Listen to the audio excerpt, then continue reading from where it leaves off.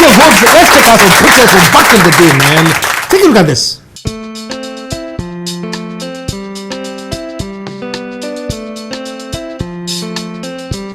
How about this? And this.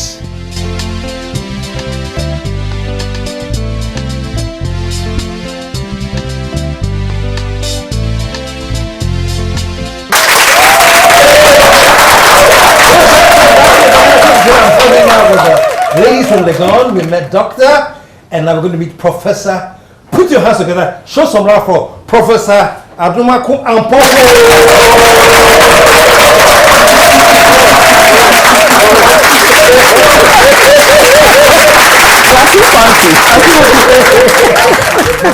Prof, you're too funky, man. Welcome to the show, Prof. Thank you very much for having me. My pleasure. Can I say Bipal Suhain because we are? Yeah, that was it. They are both students from Abrigals, man. So today, part to Abrigals, man. Yeah. I'm hanging out with Legon ladies, but it's all part to people. Okay. How are your days? Did you know each other? No. Yeah. She came much. She's a small girl. I was in secondary school. You went to KH? No. Secondary school. But she's my big sister. She's your big sister? And proudly so. She's a good younger sister to have. Yeah, fantastic. She looks it. She looks very... But welcome. Thank you. Prof, I was reading up on you. I know you are eminent professor of African and Gender Studies. But I was checking the things you have studied, right? You have a BSc in Architecture, an MSc in Development Planning from Kwame Nkrumah University. Where does the African thing come in? It's a story. It never crossed my mind that I would be doing African studies.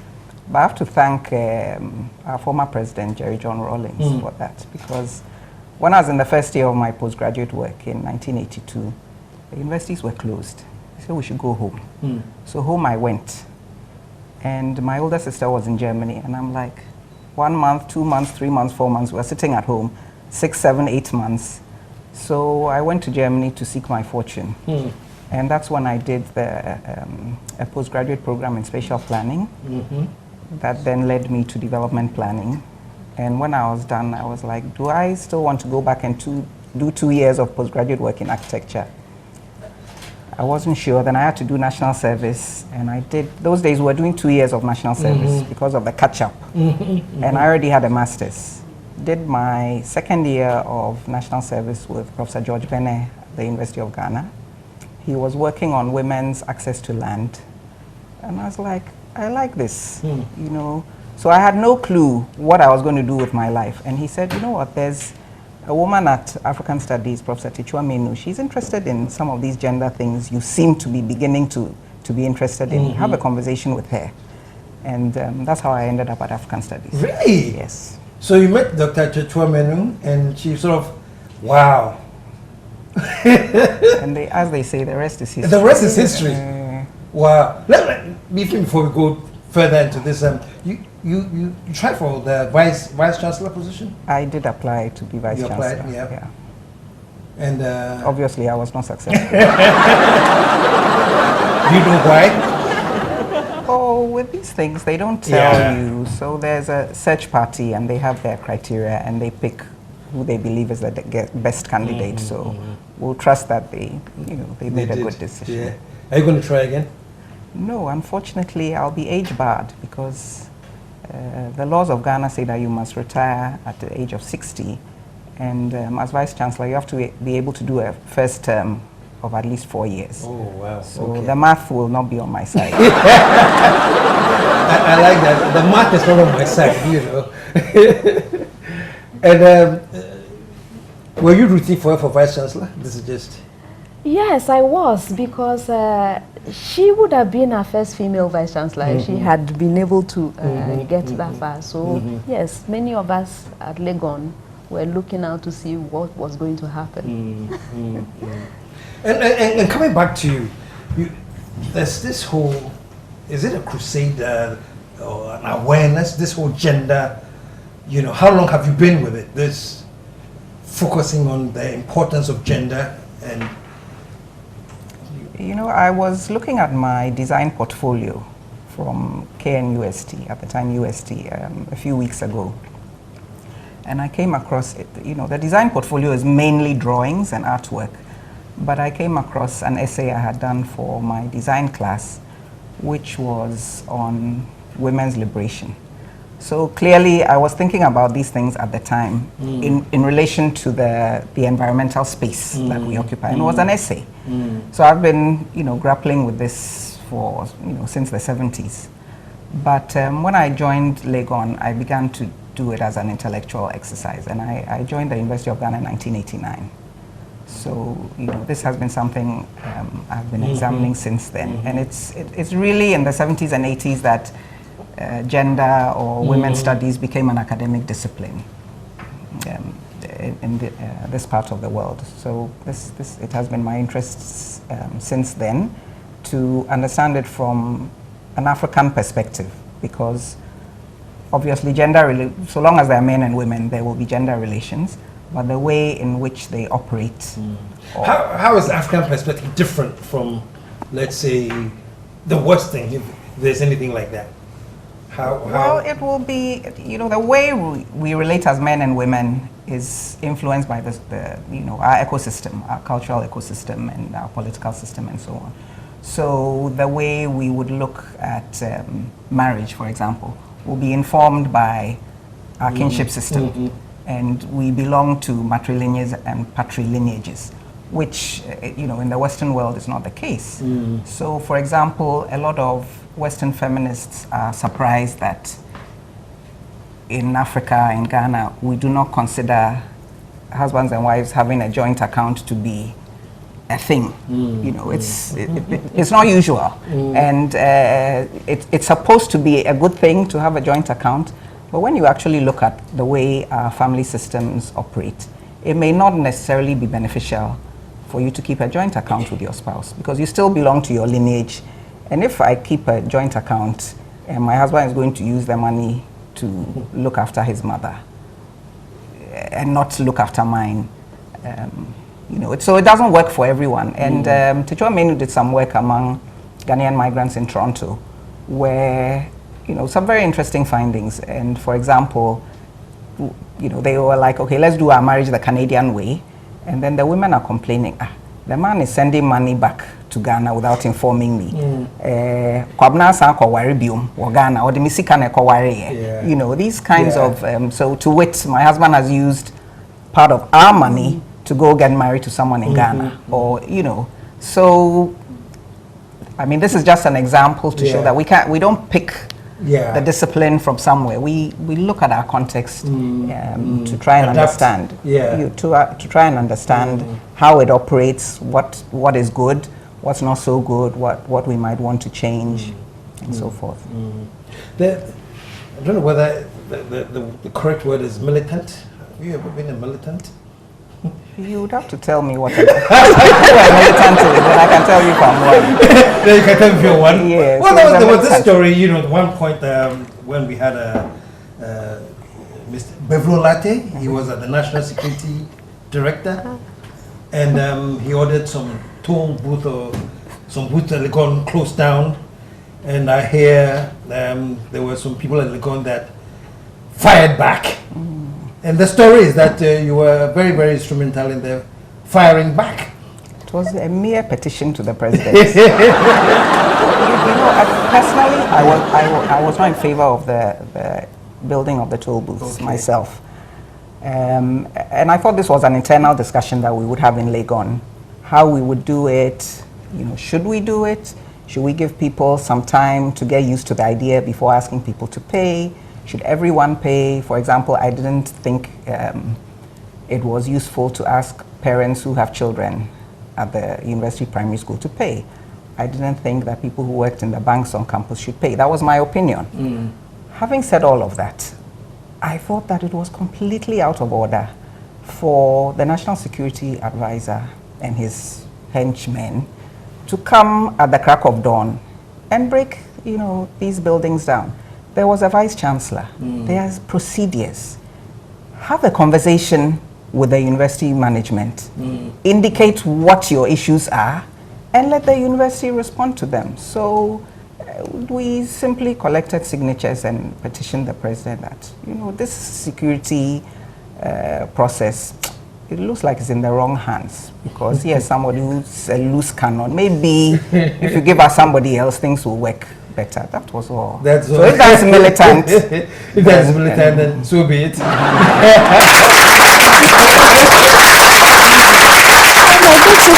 not the only petition. There was another thing with a statue. Yes! Thank you! There was a statue of Gandhi, Mahatma Gandhi, and there was also a petition. You didn't want. I like petitions. So. You like petitions? It's peaceful. It's peaceful. You just ask somebody that, please listen to my plea. Yeah, you see. Yeah. But what was the story? What's the issue with Gandhi's statue? Well, basically two things. Basically three things. One but the statue is still there. One is that Gandhi has not been the best representation for black people or for Africans. He did a lot of freedom fighting for the rights of Indians in South Africa and in India when it was a British colony. And we can, whoever you are who benefited from that, surely you will appreciate it. But his fight in South Africa was very racialized. So he bought into the apartheid system of a hierarchy of races. You've got the whites, you've got the coloreds, the Indians, and blacks are at the bottom. And if you read Gandhi's writings, a lot of it reinforces the notion that these black people are at the bottom. Why are you joining us Indians to them? And it's very problematic writing. Some have argued that it was written in that time, we should read it in those days. Well, okay, be that as it may, some people found that problematic, including a lot of students who became aware. The second concern we had was, we actually don't have any statutes on Legon campus. We have the busts of the vice chancellors in the registry quadrangle, but we don't have statues that are named. We have some statues that could be anybody, some random statues. So we were like, this is an African university, or at least it's a university on African soil. If we're going to put up statues, let's have images of people that we can connect with and say, these are people from our history, they've done this, we want to praise them. When we've done about 300 of them, if we want to bring somebody else, can throw in And then the third issue was that there wasn't, to my mind, sufficient consultation around this. That's how I felt. That's how. In fact, this process started before I was on sabbatical in California, and I came back and I was driving past Baum Library to the registry, and I was like, okay, there's a statue here.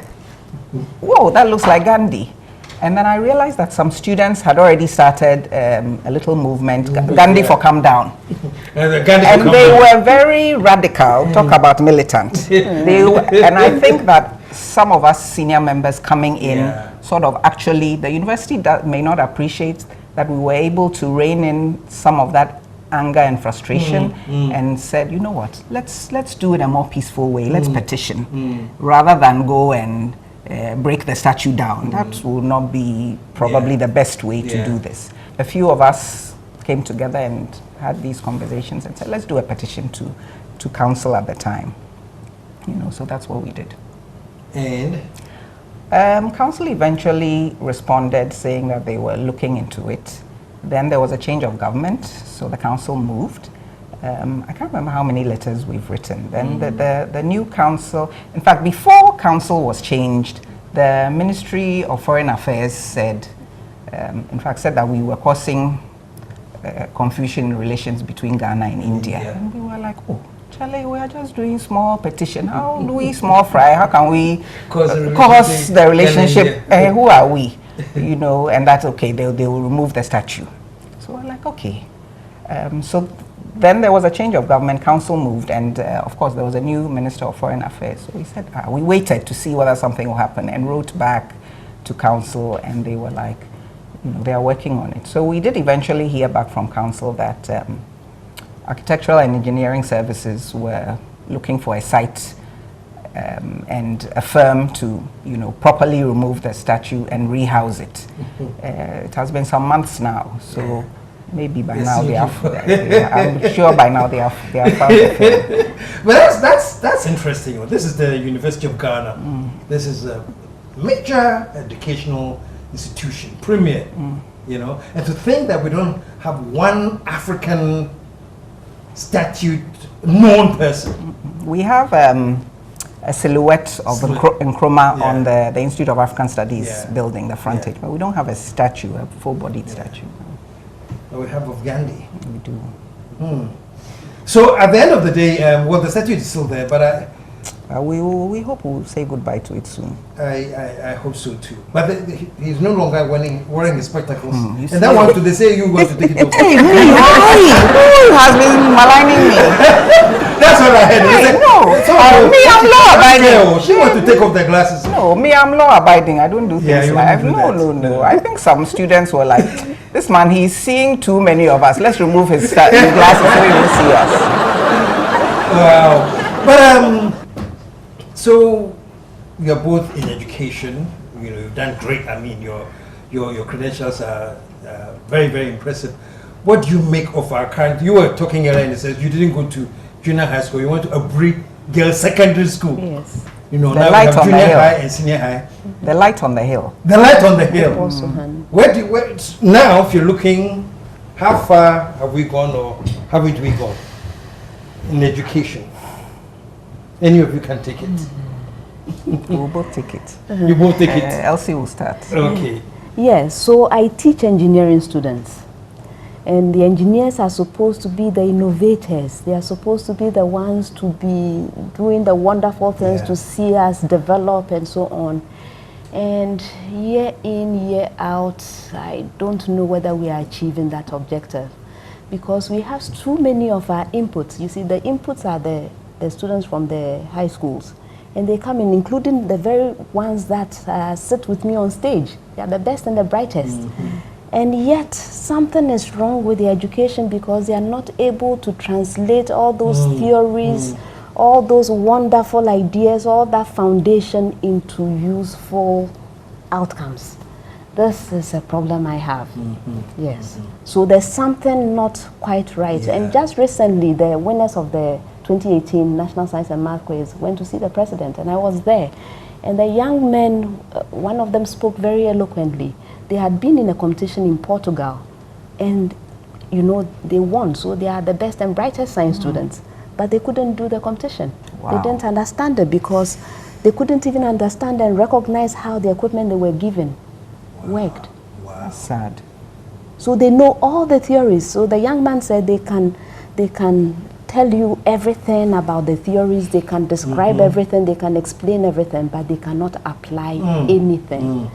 And that really touched me, and I see it with my students. So we need to rethink the way we are teaching and the way we are educating our young people because they have so much potential, but it's not being translated into useful products, solution of our real life problems. Wow. Wow. If I may add, one of the main challenges for me is that we are not training our young people how to think outside the box. Creativity is time-made. I mean, first of all, we don't do the creative arts in our school system anymore. We don't do history. We don't do painting, art. You have to. So the history component is part of social studies and civics and so on. Painting and music, you have to wait to get to SS. And if the school that you get into offers it, then you might be. So, so our creativity, there's no space for it. And between the teachers and the parents, we have gotten very stuck in an academic model. Not every child is an academic. We think in different ways. Today, we know that there are different types of intelligence. There is the visual, there is the emotional, and so on. And when I look at my children, I have 2 daughters. My husband and I have 2 daughters. In the school system, they valorize the grades, doing well in class, and so on. Our older daughter got it very quickly, that if I want to get top marks, let me deliver to the teacher what he or she wants, and I'll be top of my class. The younger one kept wanting to push her creativity. So she'll write what we think is a wonderful essay, creative and so on. Then she'll get 5/10 because the essay is full of spelling mistakes. And she'll be very frustrated because her parents are telling her great essay, teacher is saying Sankwa's work. So, and it's like, oh, as for parents, they will always tell you that your work is good. So let me not mind my parents. And so she's trying to conform to what the teachers want. Fortunately, she had parents who kept saying, no, you know, be creative, be creative. We would, and eventually we, you know, there was a change of headship in that primary JSS, and when our older daughter graduated from JSS, we took the younger one out because we found that even the parents were like, teacher knows best. I remember a particular PTA meeting my husband and I went to, and we were saying, you know, this extra classes thing, it's not for every child. The child who is doing well and you ask her to stay, to just do more, is destructive. But it's like, no, everybody must do extra classes. And a parent turned and told us that essentially we were being too known. The teachers know what is best for our children. And I said, no, the teachers cannot know what. It's a partnership. We have to work together. So we have children who do well, get the 10 A's or whatever, but they can't think outside the box. They can't function outside our system. And then when they get into the university, we see, I teach mainly graduate students, we see that when they move from undergraduate to graduate, they can't make the shift because suddenly we're asking them to read a lot. They sometimes have graduated without writing an honest thesis. They've, you know, regurgitated what the teacher has told them, and it's not their fault because that's the training they've received. And then we suddenly at the graduate level are saying, think. What are the nuances? It's not as simple as that. It's complex. What are the undertones? They haven't been taught to do that. So we find ourselves doing some training that we shouldn't have to be doing. We should have gotten them, you know, as a product who can already think, who can question. And the other thing is, we don't want young people to ask questions. In fact, we don't like questioning in Ghana. You are rude and disrespectful if you do. My goddaughter, when she was in primary school, one of her teachers said she was abrasive. She was maybe 9 or 10. She's raising her hand to say, I don't understand, or she's heard another side of the story. It's like, why is the child disgracing me in class? So don't ask questions. And we carry it all the way through. And then we move, we say we are educating our children for the global stage. Then we've stymied their thinking, and then you have these excellent students going out into the world. And then they can't ask questions. They get into trouble because they don't know, and they don't know because they can't ask questions, and they don't know who to ask. They haven't even learned how to ask questions. So, you know, there's a lot that needs fixing. And then we can think about the numbers. Because going back to the teacher who's marking the student wrong with the spelling, if I'm teaching 50 students, and every student wants to write a creative essay for me, when will I finish marking? So the essays, the girls and I were looking at them because we're recently tidying the study. My father is a doctor. He's dark in complexion. My mother is a lecturer. She's fair in complexion. My favorite food is fufu and pound soup. I love watching football. That's the essay about myself. You've done it. The teacher is looking, finds them, you get your marks. So if you start saying some extraneous things, when will she finish marking that essay to mark the next one? You see, so it's not entirely the teacher's fault because we've not given her or him the resources in order to do this. So we end up with an educational system that teaches you what to think and not how to think. Exactly. You know, so we are told what to think when we think and go and get the certificate. Get the certificate, So when prophets and pastors come and tell you that your illness is because of your grandmother in the village, then you swallow it. You swallow it. Instead of, you know, you've been taught, you should have been thinking scientifically, that go and see the doctor. And it's like, no, my husband is a doctor. He once had, in fact, he often has patients who will not, he's an OBGYN, who will not do a cesarean section until their pastor has given them the go-ahead. And he says, me too, I fear God. I'm not a devil. So if I've seen that you need cesarean section, me too, trust me. Otherwise, why are you here?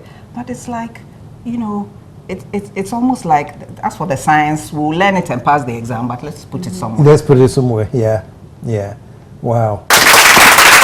Hey, show them some love, man. I mean, very so exciting. I wish I had like a whole hour, but time catches up with you when you're doing exciting when stuff. you're having fun. Yeah, when you're having fun. So we have to wrap it up. But you're married. You have 2 kids, and they are. The older one is just entered a graduate program in educational policy of all things. Okay. She wants to come back to Ghana and be part of changing things. So it's a good luck to you. The other one is a film major. Okay. In her final year, so maybe you'll give her a job. Yes, yes. You come right in. She'll come and join you. You should take my pay. Oh, to be in Ghana. See my workers, they're like, don't let her come. She'll take Ghana pay. That's great. That's great. That's great. And you? I have 3 children. The eldest is in university in the US. Okay. Yes, studying abnormal psychology. Abnormal psychology? Yes, not even the normal one. Yes, the second one is at University of Ghana. She's studying economics and mathematics. Okay. And doing a whole lot of sports. And the last one is about to enter senior high school. Gold track. Gold so track. November. Okay, that's a gold track. Yes. Yes. Wow. Yes. Well, ladies of Legon, it's been a pleasure hosting you guys, and we've learned so much, man. We learned so much, and we're still looking up to you, even if you are retiring. You know, I mean, in the civil service, I should be retired, man. You know, because I'm way past that age. We'll never retire. We're always working for Ghana. No, we're always working for Ghana. Yeah. But it's great, and I'd like to thank all of you and wish you well. And it was a pleasure, man. Show us all one more time. Thank you. Stick around. We'll be right back.